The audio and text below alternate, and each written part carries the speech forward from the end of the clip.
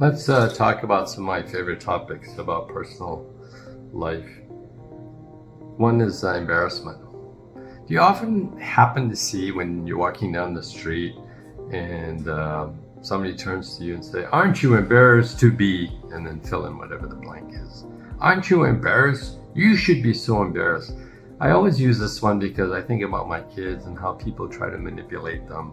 Or you, in fact, when you're at work and you're trying to work and you're doing something, somebody says, "Aren't you embarrassed about the way you dress? Aren't you embarrassed about your shoes you're wearing? Aren't you embarrassed?" Hey, listen, these people don't know any of your history. They don't know you. And so what they're trying to do is they're trying to put all the badness that they've had in the day and they're going to pass it on to you. So what they're going to do is they're going to definitely try to say, "Aren't you embarrassed?" And in fact, what they're trying to do is embarrass you so that you feel small. And if you feel small, they have the power over you. Is that what you want when somebody says to you, "You should be embarrassed"? My point on this embarrassment is that whenever somebody says, "You should be embarrassed," I remember they're trying to do a power play on you, take over your mentality, try and manipulate you into their way of thinking. Because only when you say, "Yes, of course, I should be wearing shoes like yours.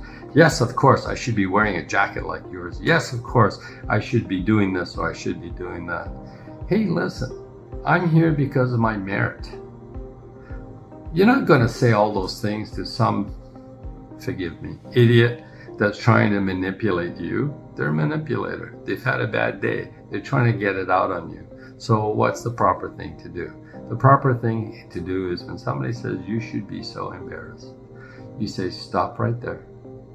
It is you, sir or madam, that should be so embarrassed to try and manipulate me into your way of thinking. Into your way of thinking. And I'm not prepared to go forward with any kind of discussion.